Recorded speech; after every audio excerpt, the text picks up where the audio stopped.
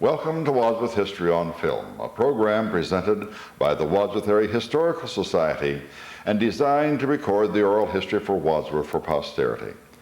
I'm your host, Cesar Carino, and our guest today is a very special guest, Jim Brumlow, the, president and director of the hospital? President and Chief Executive Officer. All of those things? All of those things. You know, I had a title one time that was so long, and someone said, well, the longer my title, your title is, the less important. But if you're the president and CEO, I guess that says it all. We are bringing you in for 3 or 4 reasons, Jim, because first and foremost, we don't have any real history of the Wadsworth hospitals except some which we recently were able to get from a very, very fine source, and that was from Rosa Owens, who gave us the last days of the old Wadsworth Hospital. And we also are aware of the first two people who were born in the very old hospital, and we call that they used to call it the horse barns down there at the mat shop. And that was, according to our records, and if I'm wrong, I'm sure that someone is going to tell me about it, that was Harriet Crawford and Bob Clapper. Those were the two people born in the first people born in the old hospital. But we'd like to have you give a historic appraisal of the hospital. But before we do that, we have to find out who Jim Brumlow is. You're not a Wadsworth native, but you live in Wadsworth now. I live in Wadsworth now. I'm not a Wadsworth native. I'm not an Ohio native. Well, I mean, that's all right, I guess. Where do you live in Wadsworth, Jim? I live about 2 minutes from the hospital in the Hidden Valley subdivision, which corresponds to my philosophy. You need to live close to where you work.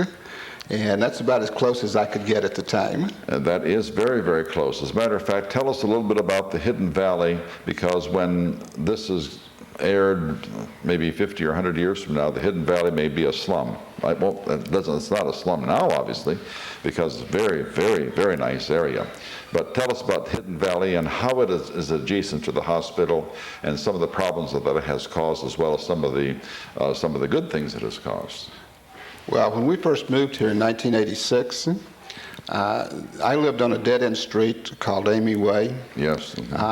There were probably in the Hidden Valley subdivision, and this is strictly a guess on my part, maybe 75 houses. Mm-hmm. I would hazard a guess that today there's probably 2 to 3 times that many because of all the construction. Oh, and it's beautiful. The view to the west is absolutely it's breathtaking. But I can remember moving here in 1986, and there were very few families in the neighborhood who had children. Mm-hmm. And our daughter, we actually had to transport her out of the subdivision to play with someone. Play with somebody now. Right. When you say move to Hidden Valley, where did you move from? We moved from Sandusky. I was working at Providence Hospital at the time. Providence Hospital. What kind of a hospital is that? Providence is similar to Wadsworth, except it's about 3 times as large. And why do they call it Providence? It sounds like almost a religious name. It is. It was operated by the Sisters of St. Francis. Oh, okay.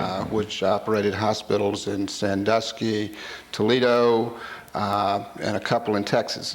And what did you do there? Were you the CEO there too? No, I was the Chief Operating Officer there. You were the CEO? I was the number 2. COO? Mm-hmm. Chief Operating Officer. I see. And then who was the head of the hospital out there? There was a sister by the name of Sister Jean Stack. Okay. Wonderful lady who had a PhD and just a top-notch person. Top-notch person, yes, she was. Then you saw this opportunity in Wadsworth to become the CEO of a hospital, and you took it, and we accepted you, and we've been delighted ever since, obviously. Everyone knows who you are, and certainly we don't like to use your facility, but we are happy when it is there for us to use. Absolutely. And you say that you were not an Ohio native. Where were you born? I was born and raised in Georgia.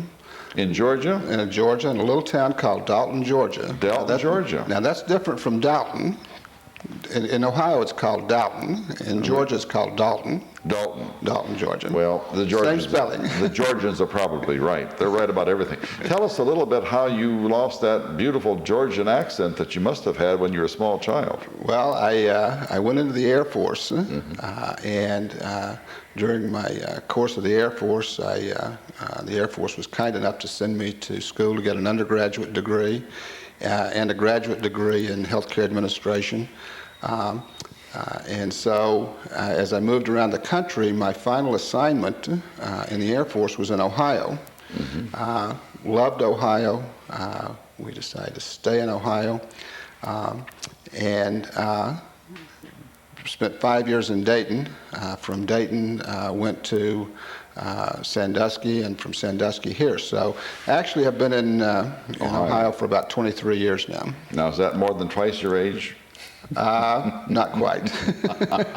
Tell us when you were born, so we have that for the record. I was born in April 21st, 1939. April 21st, 1939. 1939. So you're coming up to the Big 6-0 Big pretty one of 6-0 these days. will be here shortly. That's shortly. Well, Big 6-0 has passed for me long ago. Jim, you said we liked it. Now, who's the we? Well, I have a family, wife and stepdaughter. Tell us who your wife is. Wife is Judy. Judy, and what does she do here in Wadsworth? She's just, I don't want to say just. Boy, you better not I say don't want to say just. just. She does a lot of industrial engineering, a lot of management chores. Yeah, and that's called housewifing or homemaking, right? Whatever terminology but you would it's like not to a just, but not a just. That's right. correct. That's not a just. Correct. You know, Jim, there are 3 or 4 things that I think that people are very much interested in, whether you are a native or not, and that is, number 1, your family. And you said you have a stepdaughter. We'll talk about her in a couple seconds. The other thing is what you do in the community and what your hobbies are and things of this nature. You know what you do, because you don't hospital all the time. You know. And the third one, and that is, what about your affiliations? I mean, where do you expend your energies outside of the hospital? So why don't we start, if we can, with your family? There's such a beautiful relationship in families. We like to hear about those things. Well, of course, the wife, and then the stepdaughter. Stepdaughter is a senior at Mount Union College this year. Will graduate in May with a degree in elementary education. And we're awfully proud of her because of all of her academic work. She's been very active in the campus activities and has received numerous scholarship awards, which is that makes it nice on Dad and Mom. which has made it easier in terms of financing, and in fact, she, as I said, will graduate on time with certainly considerable more hours than she needs to graduate. She's That's wonderful. very academically inclined. And she is the family. That's Your wife and daughter are the family. And now the next one is, what do you do? I mean, some people bowl, some people play baseball, some people do a lot of things.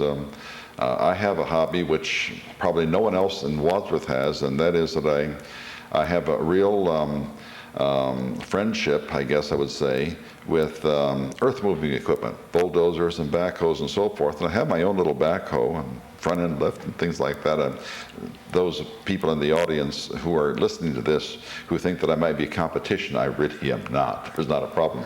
But that's what I like to do. I like to drive that kind of equipment, and I have a small acreage and I do that. Now, what do you do?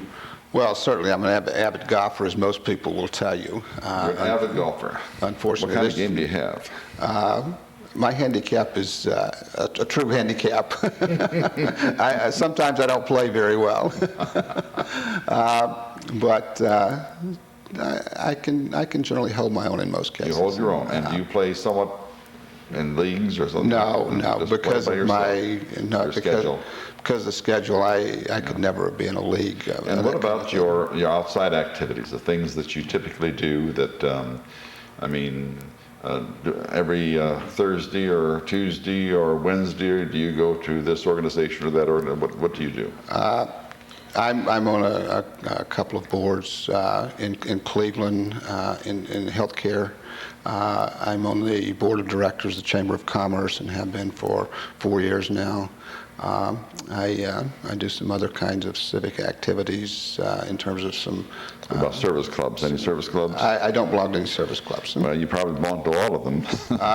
Actually, I speak at a lot of them. Yes, I know what you mean. That's why you belong to all of them. Now, before we get too terribly far in the personal part of it, we're better get back here to the hospital. We have very, very little on hospitals. First and foremost, we didn't have a hospital in Wadsworth until about 1920 or 21. Could you tell us a little bit about that history? Can you tell us that? Well, as history has it, the hospital, and I like to make this point, the hospital originated in a stable. Stable, a horse barn. A horse barn. Mm-hmm. And it originated there due to the generosity of the Ohio Match Factory, as I recall. That is correct. On Garfield Street. Correct. Which is right behind the match shop. Correct. Mm-hmm. The Match Factory, as history has it, decided in, I think, about 1917 that they needed housing for their workers and converted a stable to a hotel. Mm-hmm. And the housing shortage disappeared 3 or 4 years later, and in 1921, the Match Factory approached the City of Wadsworth and said, we will donate this building to you if you will convert it to a hospital. And the city agreed to operate a hospital at that site. The Match Factory also, by the way, agreed to provide heat through their steam system on a continuing basis, and I'm not sure when that actually stopped. But the hospital became a reality in 1921. Was operated as the Wadsworth Municipal Hospital until the new hospital was opened in 1970. The 1970 hospital was, I think, a true community effort. That hospital was built by a group that's called the Wadsworth-Rittamn Area Hospital Association. But it's a joint township district hospital, which means that the joint townships came together to purchase the land that the hospital is on today, the 38 acres. From whom did they purchase it, Jim? I believe they purchased from the Kuntz family, at least correct. Part of it. It was called the Kuntz Farm in those days, right? And that association was formed actually in 1963. It took 7 years to get the hospital built and open. But they made a pledge to the community that they would build this hospital, and they pledged that they would raise 1/3 of the money from private contributions, businesses and individuals. That 1/3 would be a bond issue that would be paid through taxpayers' dollars. And 1/3 would be from Hill-Burton funds. Hill-Burton Fund, which tell us what the Hill-Burton Fund is in case that is not part of history 50 years from now. The Hill-Burton legislation, of course, legislation is always named after the legislators who introduced it. Mr. Hill and Mr. Burton were representatives, and I don't remember exactly where. I think one was from Alabama, one was from Missouri. They're both, well, one was a Southern, I remember that. I think he was from Alabama. I was going to say Georgia, but you say Alabama? I think it's Alabama. That's close, isn't it? It's close enough. They introduced legislation in the early 50s which would allow communities that did not have a hospital to build a hospital in the community using some federal dollars. Those dollars would then be reimbursed to the government, so to speak, in terms of providing care to needy in the community. And so that there was an application made to the government, and as I recall, about $1.3 million was raised through the Hill-Burton application, which was 1/3 of the cost of the hospital, by the way. Wow. The hospital cost $3.7 million. Just out of curiosity, what did the addition cost just recently? The emergency room? Yeah. $2.1 million. And it's only about, what, 1/3 of the 10th? Oh, it's less, that's probably about 1/12 the size. 1/12 the size, and you paid the original hospital. Oh, boy. So, really, prices have changed a little bit. That's right, exactly. But the hospital was opened in February of 1970, has been operated by the Area Hospital Association through the lease of the land. Under that agreement, should the Area Hospital Association ever default on its obligations to the community, or should it ever not be able to function, all of the assets of the hospital would revert to the community and to the cities of the joint township. To both cities, Rittamn and Wadsworth. It's Rittamn and Wadsworth. Wadsworth Township and Milton Township. Wadsworth Township and Milton Township, Right. That's correct. Jim, before, while we have this question still in our mind here, why was it built on the Kuntz farm? As I recall, that was a location where they could get sufficient acreage and would allow for future expansion to meet healthcare needs in the next 10, 15, 20, 25 years. Certainly it has proved to be a very wise decision. Oh, yes. With 38 acres, we probably occupy with parking and 10 acres maybe? Probably 10 to 12. 10. And I did the fact that 57 was built very close to it, Route 57, a quick shot up from Rittamn. Did that enter into the picture at all, do you think? I don't know. I don't know. Some people said that it did, and I think for historical evidence, we just might want to mention the fact that perhaps that is. This is extremely interesting. Continue with that. That history is just beautiful. Well, the hospital was opened in 1970 in February, as I said. At that time, the old hospital was converted to a nursing home, which is still in existence today on that site, which means that the basic building structure is now at least 80 some odd years old, I would think. Oh, yeah, beyond that. Beyond that, right. But in terms of utilization of the land, we've had, since the hospital was opened, major additions in 1987. 7 years after the hospital was built, there was an addition. We had another addition in 1993. We had another addition in 1990. And we had another addition in 1997. It's just like having a bunch of kids. It seems like every 7 years we have an addition.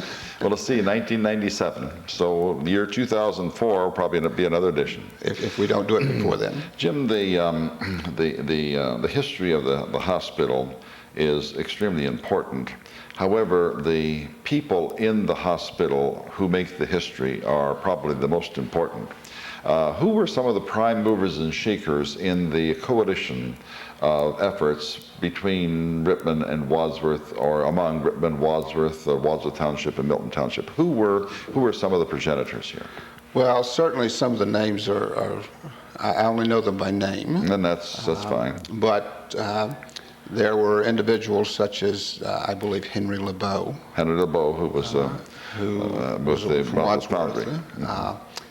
There was certainly Charlie Jones. Charlie Jones, now Charlie dead. Jones. He was Cyberling, is the head of payroll at Cyberling, or something in finances in Cyberling. And you know, one of the reasons that I'm always hedging on these, because if I say the wrong word, I get a phone call that night, the night that this is aired, to tell me that I'm wrong. So if Charlie Jones wasn't payroll manager, forgive me, but we do know that he was with Cyberling. Correct. Certainly Carl Bradford, who was from Rittamn. Right, from Rittamn, as an attorney. Mm-hmm. And Carl has been involved with the hospital for the last 35 to 40 years. I mean, he was one of the original proponents of a new hospital and the joint township. It's interesting, when the joint township was created, by law, a joint township cannot cross county lines. But it does here in Rittamn. But it does here for the Wadsworth-Rittamn Hospital. And one of the first things that they had to do was go to the legislature, the Ohio legislature, and get an exemption from that law to create this joint township. And so it's one of the, if not the only one, that is grounded in law that sets it apart in legislation for a joint township district. You know, Jim, a little curiosity here. This is during the time that we had the school consolidation, which was in the 50s, late 40s and 50s, and some even went into the 60s. There are those who used to say that the only place in the state of Ohio where the city of Wadsworth was enveloped by the township of Wadsworth, that's the way it is, that there was the only one in which the city a city was inside a complete township. Now, I don't know if that's true or not, but you know, if that is true, then we had to go to we have two firsts here. First, and that crossing over of the two townships. Who helped us with the details in going to the legislature to get that taken care of? Well, I think Carl Bradford was one of the prime movers in that. Carl, very active in that. And I don't recall all of the names that were on the original committee to. I think we had. I think that Bill Batchelder helped us out on things like that nature. Probably. As well. He was just a brand new congressman then, or I mean a representative then, and we had a lot of good help to get that started. Jim, something piqued my interest here when you were talking about the joint townships. Now, to clarify, we do not have a Milton/Wadsworth Township. What is it? What are you talking about, the joint townships? Well, the joint township district is created under legislation. For one reason? For various reasons. It can be created for different reasons. I know, but for this particular one was created for the hospitals construction only. Of a hospital Right. only. That's correct. We don't have that, I mean, for roads or anything else. No. So No. I don't want the audience to be calling Milton Township to have the roads plowed in this winter time. This is for the hospital only. That is to clarify. correct. Okay, fine. Correct. Go ahead. I'm sorry. And actually, we make a report to the joint township district every year. Under the terms of the construction of the hospital, there was a joint township board that was created, and that consists of 3 representatives from Wadsworth City Council. And who are they? They vary from year to year because there are more council members than 3. Typically, it's the council president and 2 others that the council president appoints from the Wadsworth City Council. Then there's the 3 Wadsworth Township trustees. That makes 6 from That's Wadsworth. 6. And then there's the 3 Milton Township trustees. 9. And Rittamn, of course, is a part of Milton Township. So they don't have... They don't have a representation on the joint township. I wanted to get that clarified, too, that they don't have a representation because they are part of Milton Township. Jim, the legislation of this took a good deal of time. During that period of time, what was really happening in terms of the plans? Do you have any feel for that? Well, the plans were actually being drawn as the legislation was being prepared, so it was simultaneously being done. The plans were drawn, construction documents were prepared, the bids were sent out. I believe construction started in early 1968. It was about a 2-year process. So the bid award was I think in late 1967. And all of this was being done at the same time. Of course, the other thing that was being done was that they were promoting the bond issue to fund 1/3 of the construction cost. Do you remember any of those details about how they promoted that bond issue? I do not. People actually walked the streets. Did they really?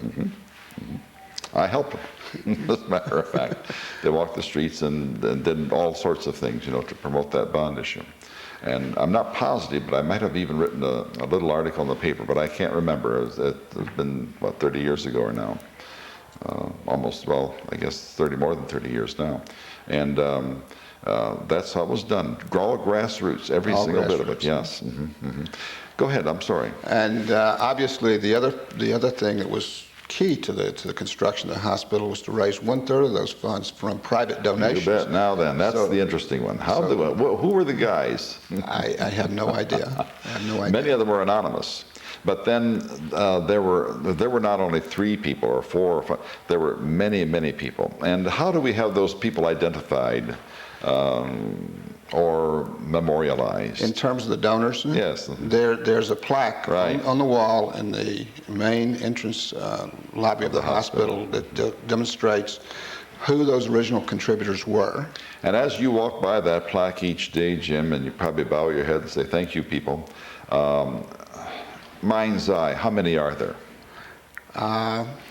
My guess is that, and it's done in a couple of ways. There's the plaque, And then the doors. and then there's the doors, which means that someone donated money for a room. Right.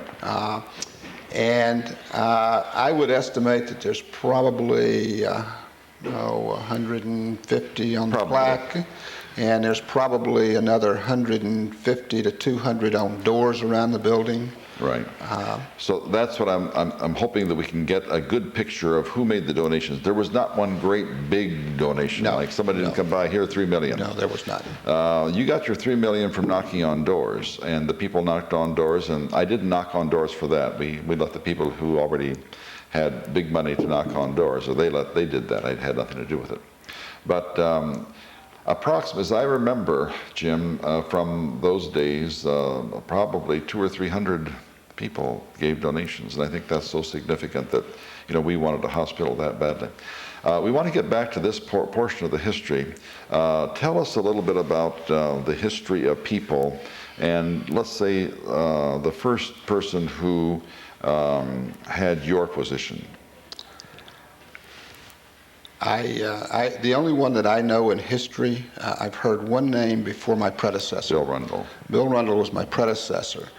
Bill had the job for, as I recall, 27 years, or close to 27 years, 1959 to 1986.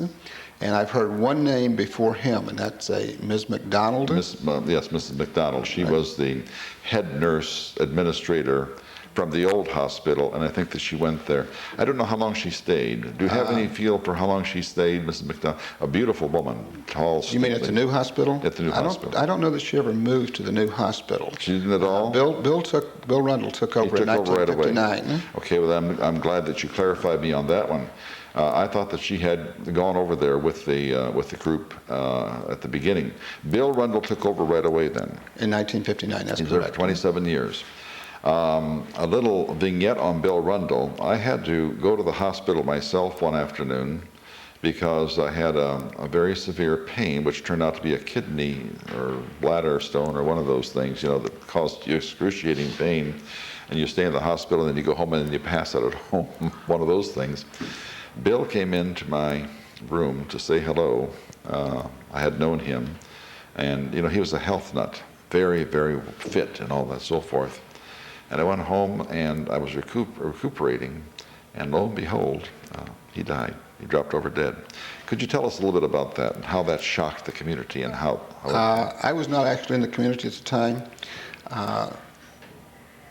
But I'm sure that Mr. Rundle was to retire on June the 1st. That's right. I had been hired to come in on June the 2nd. That's right. One day after he retired.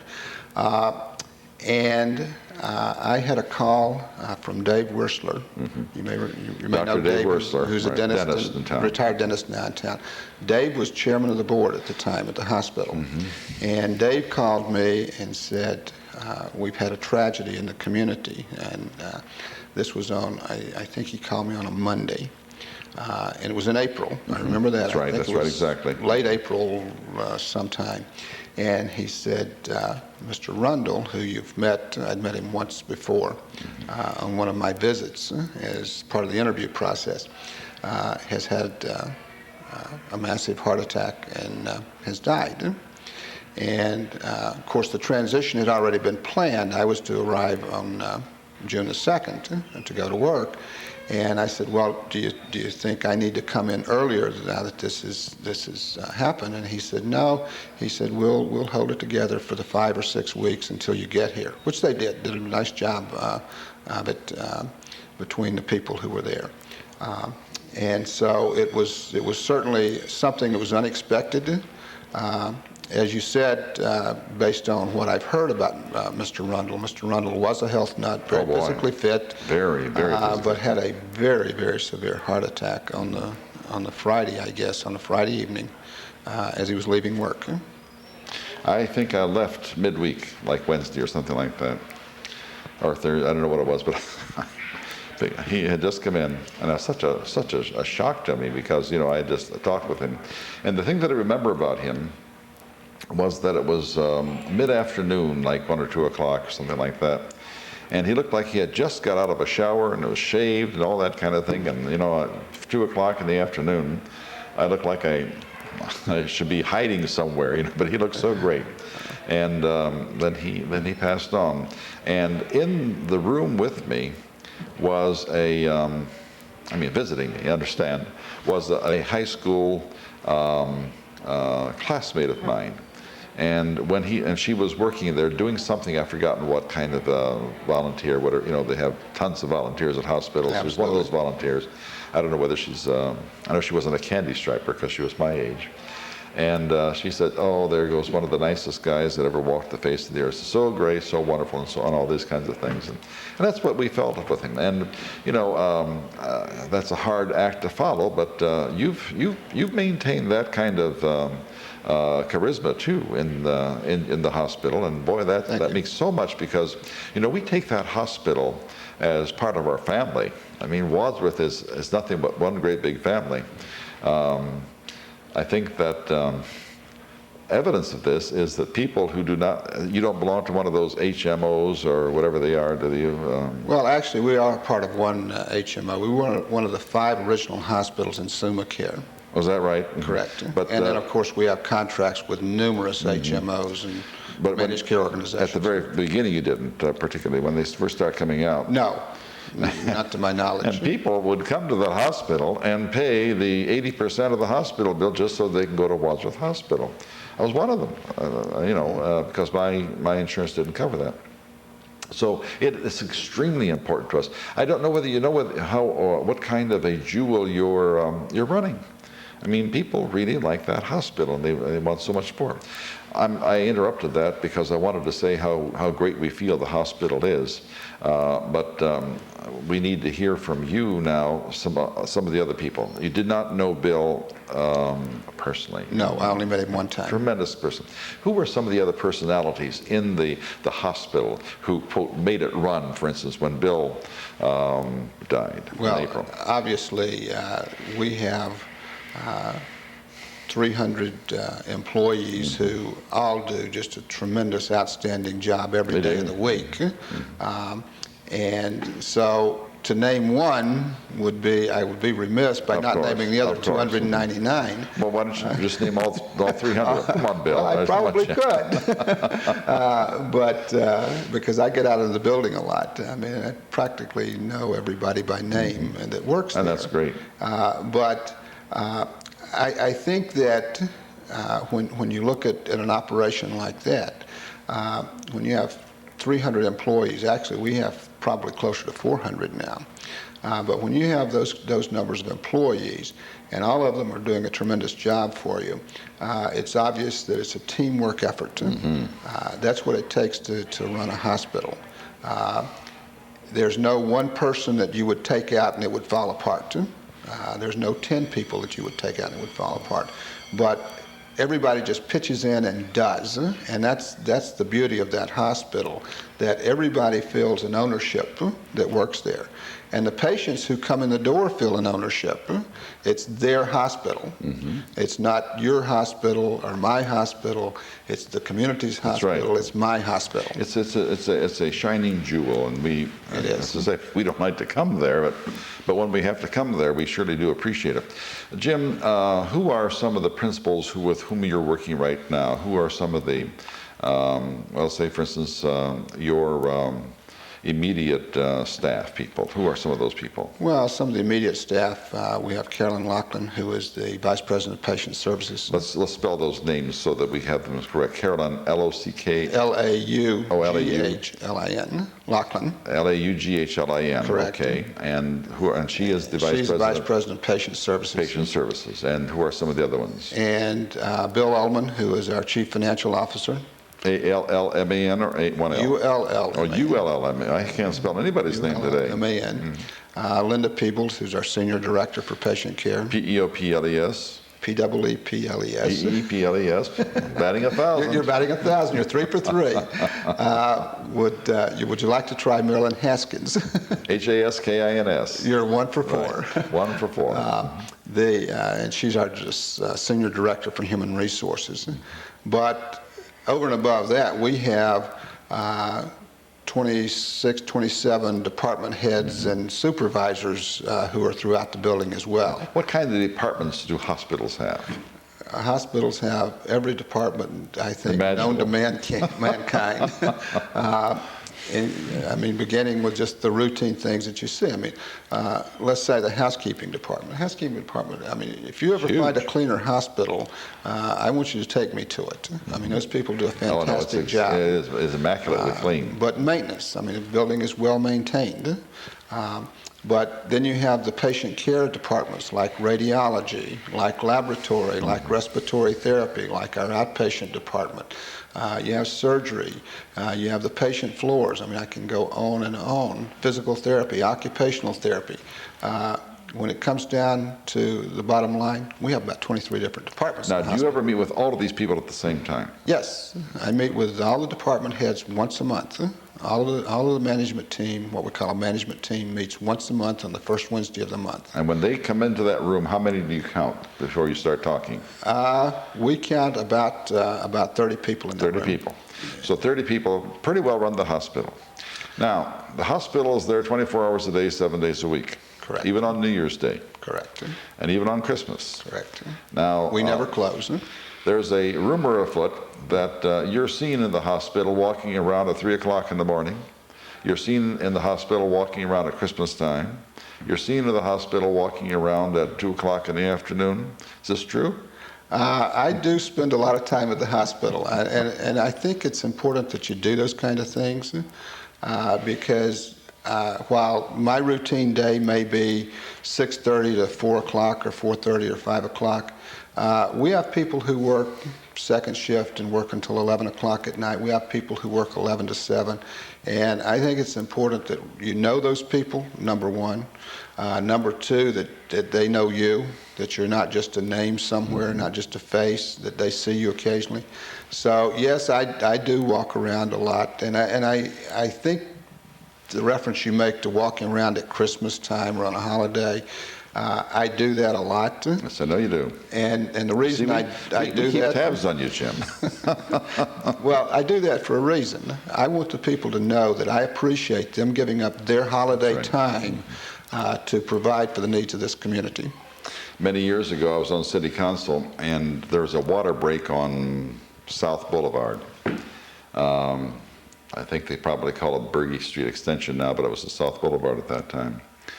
And I don't know how I heard about it. I think it was on the news or something. So at dinner time, I went up there, and not that I wanted to in any way aggrandize myself, but I just felt, that these city workers were out there doing this, and maybe I should. And I was surprised when one of the fellows was down in the ditch and really, really dirty and all of that kind of thing. And I said, told him who I was. He didn't know who I was. And I told him and said, I just wanted to let you know, that we are so grateful for what you're doing and so forth. And he said, are you okay? I said, yeah, why? So, well, I don't think that anybody would come out on Christmas Day and a day like today if he was sane. But I would imagine your people probably appreciate the fact that you do walk around. Well, I hope they do, because I want them to know how much I appreciate the fine work they do. Jim, tell us a little bit about the intricacies, the problems, not the problems of the hospital. I mean that everyone has problems, everyone has joys and successes, but I mean, what are some of the things that are really annoying hospital administrators now? And I'll just start out with a clue, and then you tell me whether I'm right or wrong and might want to elaborate on it. But this whole consolidation of hospitals, the whole healthcare thing, what is that doing? What is that doing to the color of your hair, for instance? Well, I'm not sure what it's doing to my hair. It's growing gracefully old with me, I think. But the consolidations have slowed considerably. The reason they've slowed considerably is the fact that while they're touted to save money and reduce healthcare costs, there's not a study available that says that ever happens in any place in the United States.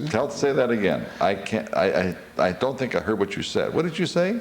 That they're touted, the mergers, the consolidations are touted to save money.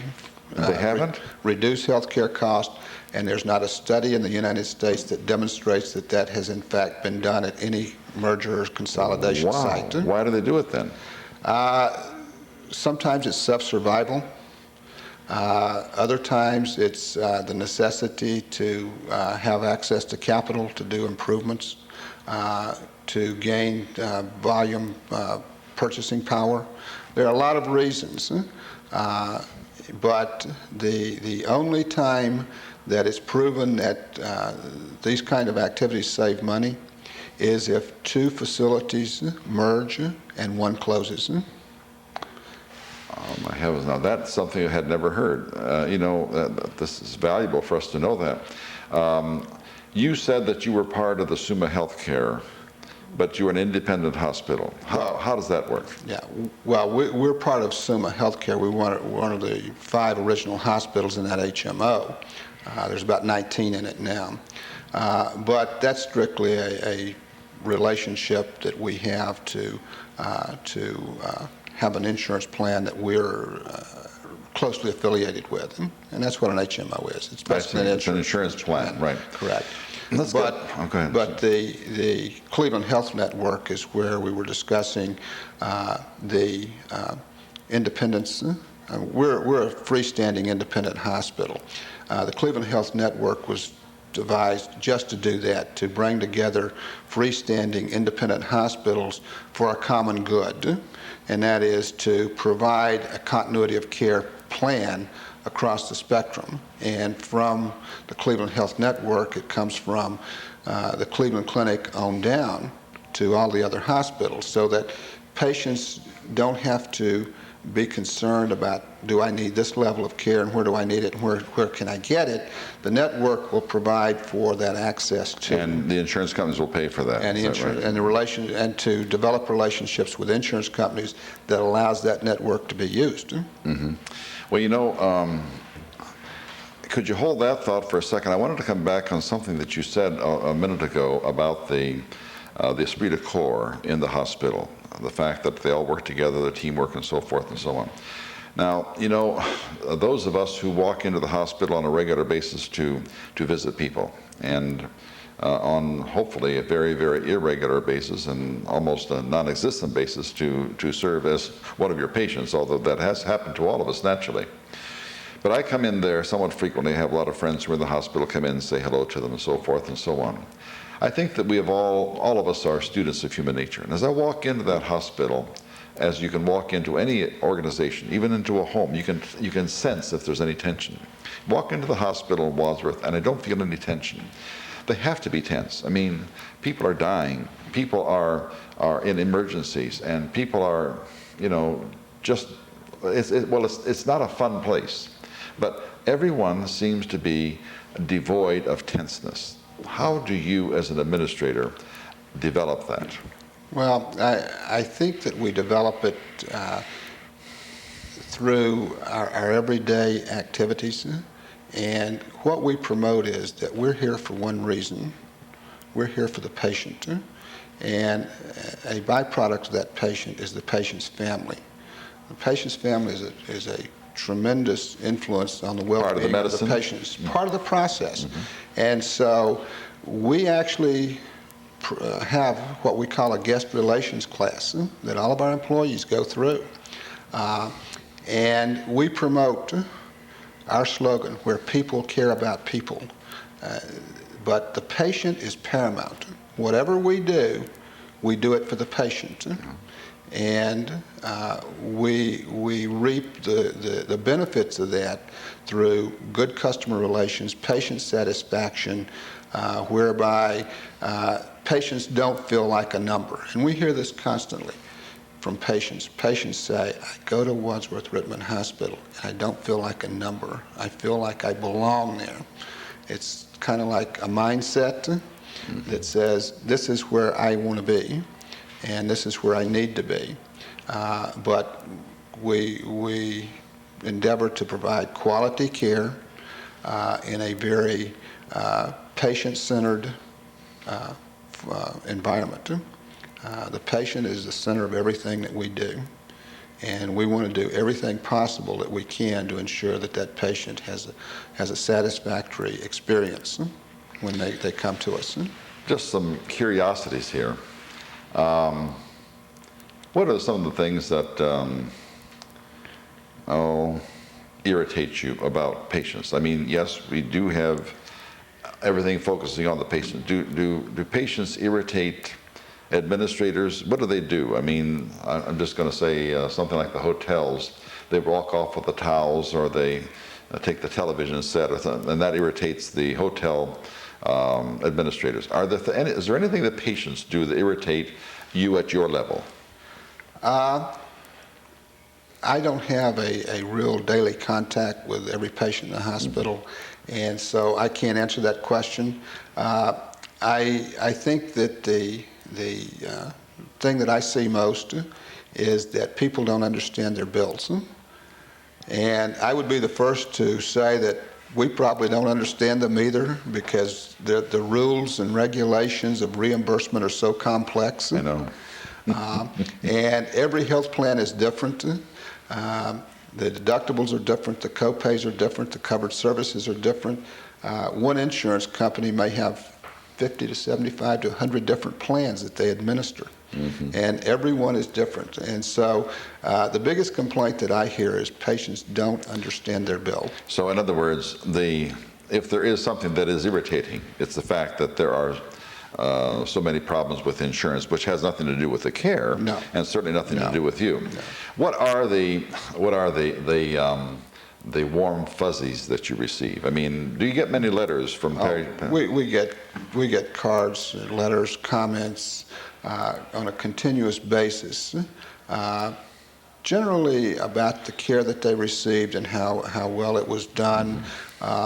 And also naming individuals. And we always pass those on to the individuals involved. I mean, we want to see them to see, here's what you did for this patient, here's how this patient appreciated it. I'll bet that's what helps to give people that feeling of not being pressured and so forth. The other thing that we see is we do a patient survey every month for our emergency room department, patients seen in there. For outpatient department, patients seen there. On our inpatient floors, patients seen there. I mean, we're constantly doing surveys to get feedback from our patients. And it's interesting because when someone has something that's perceived to be somewhat negative, if they've given us their name and number, a phone number, we call them and we say, was there something that we could have done differently to do this? And patients are genuinely surprised that we take the time and effort to call them, because it may not have been a big thing, but it was a big thing to us because it detracted from that patient's oh, surely. Anytime that you get someone's opinion about something, they're thrilled. Even though it might be. But the comments are always about 98, 99% positive, but we do follow up on that 1 to 2% of course, with the individual. That's what helps makes it perfect. You mentioned 3 of the additions. They were more than additions, I guess, but when the hospital was first built, you put 3 more additions onto it. What were those and why? Well, the first 2 I was not associated with, so I can only guess at the reasons, but I know that it probably had to do with space. The first edition was a kind of a wraparound to provide some additional space for administrative offices, those kind of things, and enlarge, I believe, physical therapy.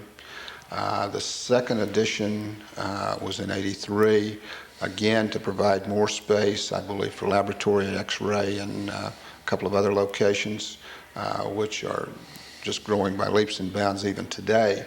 And then the third edition was the new emergency room. I'm sorry, the third edition was the medical office building, yes, right, and the outpatient department in 1990. Interesting that we talked about Charlie Jones earlier. When we finally got around to making that addition to bring medical offices, physicians onto the hospital campus, Charlie was still alive at the time. This was in 1987 that we started working on those plans. And I remember Charlie sitting at a meeting, and we were talking about how much this addition was going to cost. By the way, it was $2 million, almost two-thirds of the cost of the original hospital. But Charlie had a mind that was like a steel trap. Oh, yes, he did. And we were briefing this group on here's what we plan to do. And so we said it's going to cost $2 million. It's going to have 36,000 square feet. And Charlie said, that's $125 a square foot. And other people were taking out their calculators, punching in the number, and then they'd look up and they'd say, he's right. It's $125 a square foot. $125 a square Save your foot. time. As Charlie said it, that's exactly what it was. But I also remember when we dedicated that building, and we opened it in 1990.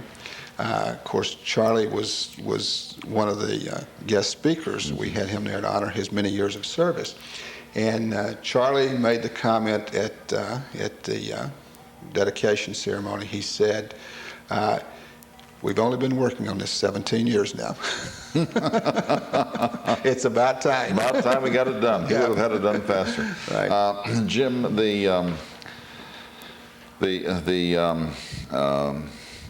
shall we call it that one to the north? What do you call that one now? Is that the inpatient, outpatient? What is it? That wing to the north? Oh, the new emergency room? No, beyond was the one where the doctor's office, where the doctors park, and they come into that one door there. Oh, in the doctor's parking lot. That was the '83 edition. That was the '83 edition. Right. Now, prior to that, somewhere along the line, I remember that they used to bring a truck used to bring. I don't even know whether I'm going to say the right words. MRIs and what are all those other machines? Do we have those now? A truck would come and then we would go into the truck to have them done. The truck was there from. It was a portable CAT scanner. That's what it was. Mobile CAT scanner. That we installed on a permanent basis in the 1990 edition. So we have a CAT scanner now. We have a CAT scanner. In fact, we installed that one new in 1990. This January, we bought a new one to replace it. So we've gone through one complete generation. Do they wear out? Actually, they become technologically obsolete. Yeah.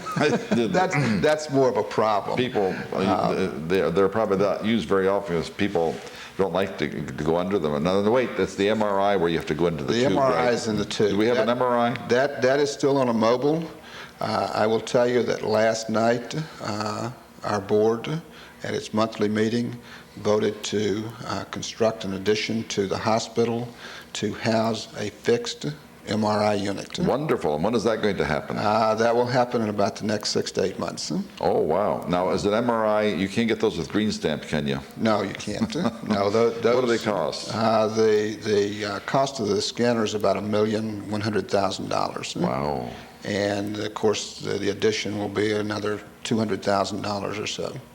So it's about a $1.3 million investment in the community. Where will the addition be in the hospital? The addition will be exactly where the mobile now parks. Oh, really? The power supply is already there. Does it take quite a bit of power? Oh, it has to have a tremendous amount of power because it's a tremendous magnet. Oh, you bet. It makes a lot of noise, too, when you go in there. That's correct. There's a little vignette here that I just wanted to share.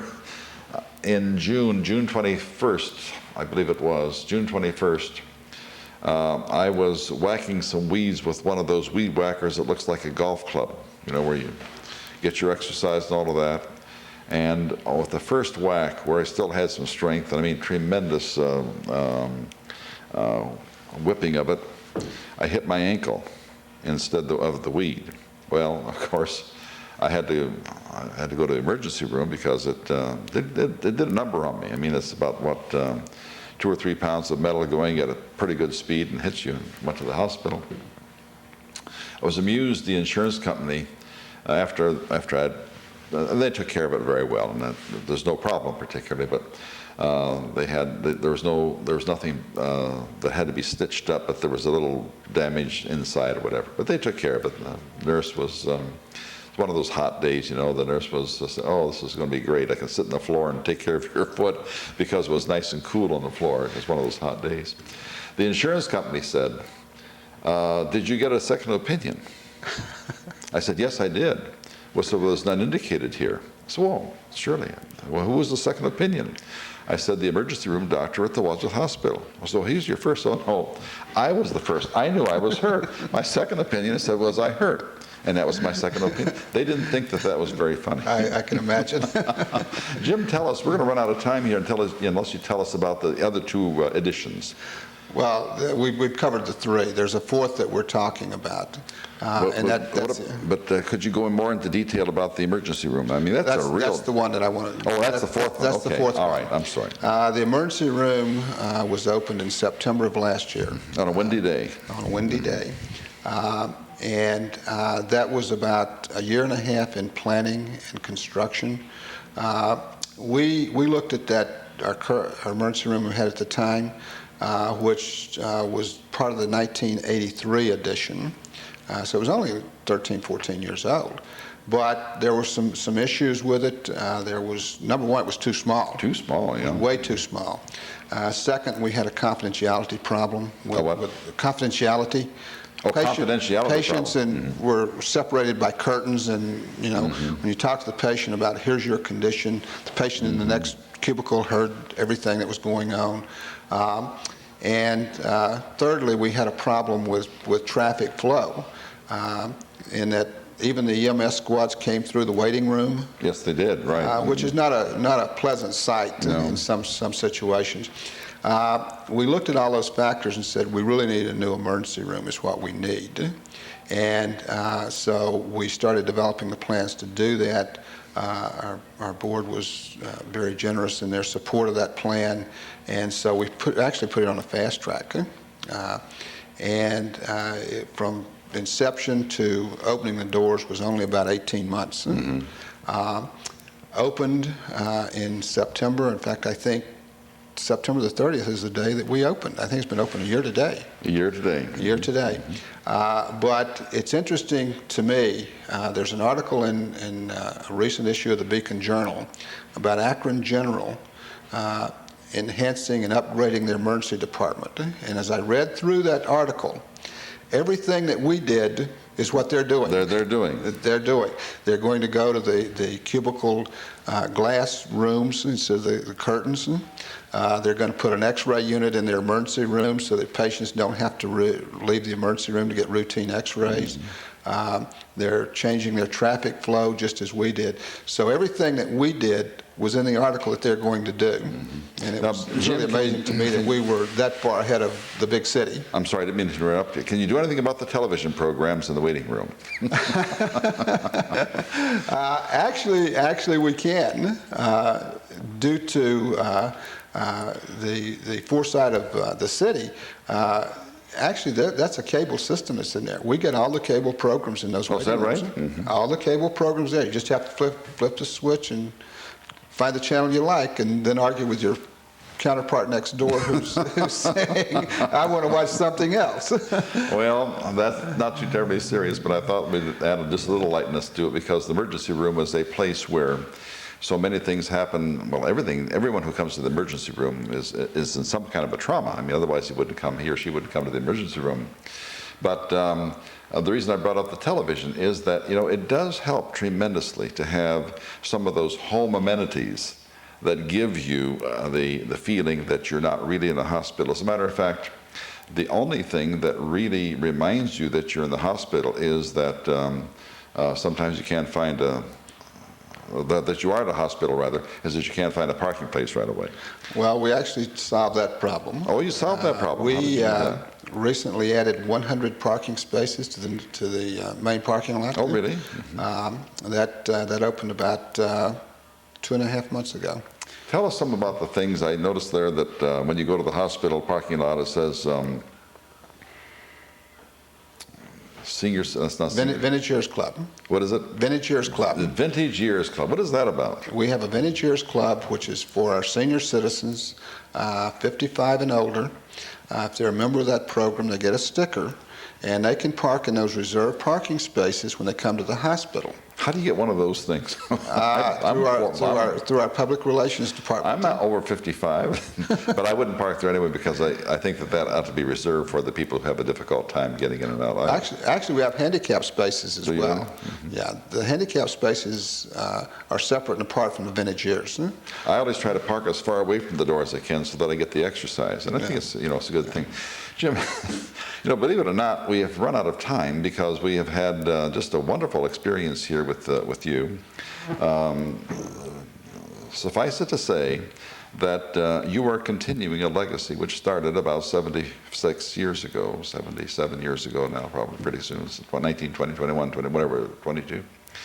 And, excuse me, the legacy is a very integral part of Wadsworth's fabric. I hope that you know how important you are to this community. And even though you're not a native of Wadsworth and not a native of Ohio, and yes, we'll give you a little bit for being a native of Georgia, I guess, but since you're not a native of either one of these two locos, we do want you to know that the hospital is such an important part that we hope that you will feel yourself not only an integral part of the community, but also an integral part of everyone's hearts and home, because that's where we go when we have our most traumatic instances. Thank you for being with us, and thank you very much for sharing all of that. And if there's more that we can share, we might bring you on again. Thank you for having me. Thank you.